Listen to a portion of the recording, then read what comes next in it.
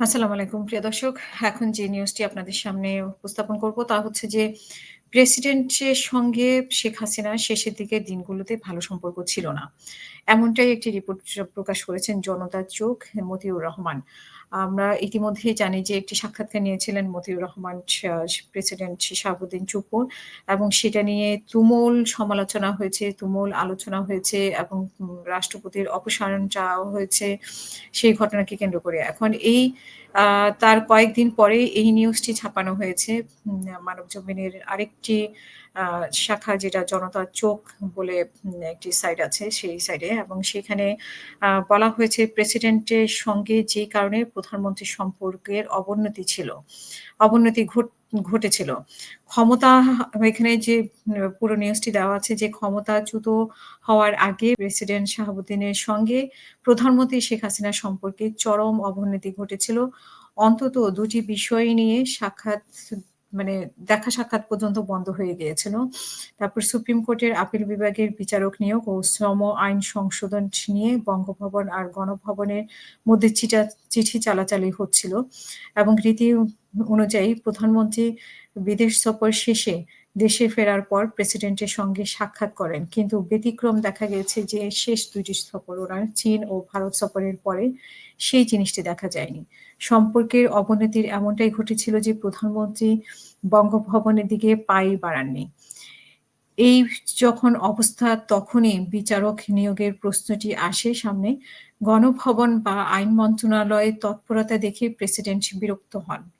১৮ April ২০২৪ সালে president স্বাক্ষরিত এক চিঠিতে বলা হয়, সংবিধানের ৯৫ এর অনুচ্ছেদে সামগ্রিকতা নিয়োগ সংক্রান্ত প্রক্রিয়া উল্লেখ করা হয়েছে। উল্লেখ করা আছে। নিয়োগের পদ্ধতি স্পষ্ট না থাকায় দীর্ঘদিন থেকে প্রথাগতভাবে নিয়োগ হয়ে আসছে। বিষয়টি লিখিত না থাকলেও আলোচনাক্রমে প্রেসিডেন্টের সঙ্গে পরামর্শ করার নিয়ম চালু আছে। প্রেসিডেন্টই চূড়ান্ত সিদ্ধান্ত নিয়ে থাকেন।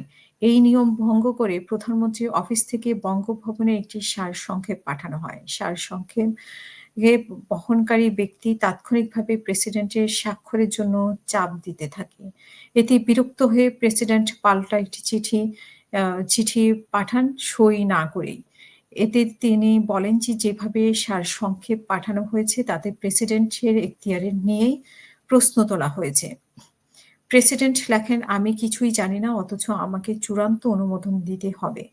প্রচলিত রি নিয়ম-নীতি উপেক্ষা করে প্রেসিডেন্টকেই পুতুল বানানো হয়েছে। শুধুমাত্র আমার ক্ষেত্রে এর ব্যতিক্রম কেন? দীর্ঘদিন ধরে চলে আসা পদ্ধতি ও প্রক্রিয়া উপেক্ষা করার কি অর্থ?